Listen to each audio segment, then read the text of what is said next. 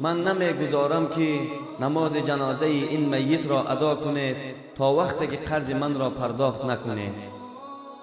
در یک دهات پیرمردی را برای ادای نماز جنازه آوردند.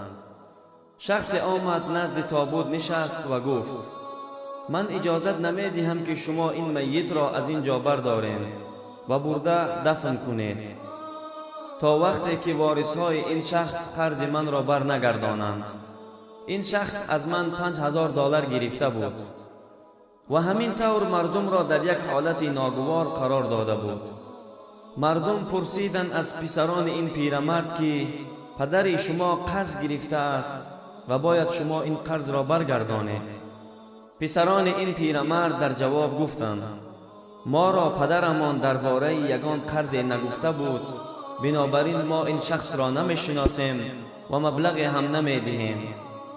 برادران این پیرمرد هم در آنجا وجود داشتند و گفتند وقتی که پسران برادر ما نمیشناسد این شخص را ما هم نخواهیم داد.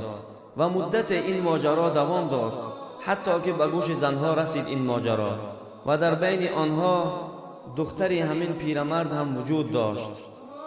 این دختر از این خبر شنیدن پس فوراً همه زیورهای خود را روانه کرد و گفت به دست این شخص بدهید و بگویید از برای الله همین زیورهای مرا فروخته قرضش را بگیرد و مانده اش را من در یک وقت خیلی کوتاه میدهم و این شخص را بگویید التماس مانع نماز جنازه پدرجان من نشود.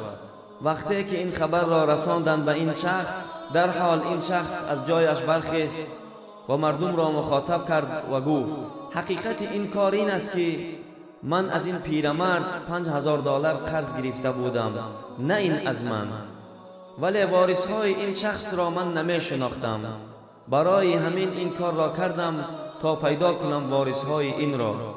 اکنون فهمیدم که این پیرمرد یک دختر داشته است و تمام، یگان پسر و برادر نداشته است. در همین حالت پسران این پیرمرد و برادرانش به طرف این مرد نگاه میکردند و خاموش بودند. در این حکایت یک درس همین است که شخصانی که دختر دارند خوشنصیبند. برای همین در پیدایش دختر ما باید که خوشحال شویم، نه اینکه غمگین. دین اسلام دخترها را بسیار فضیلت داده است و این طور هم نیست که همه دخترها یک قسم باشند، لیکن در اینجا مقصد این است که ما نباید از اهمیت دخترها انکار کنیم. و السلام علیکم و رحمت الله و برکاته.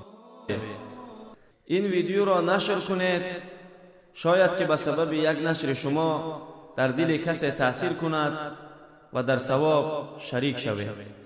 جئنا إلى الدنيا كي ندعو إلى الله، لننشر الخير في الكون الذي حارى، ونرسل العطر من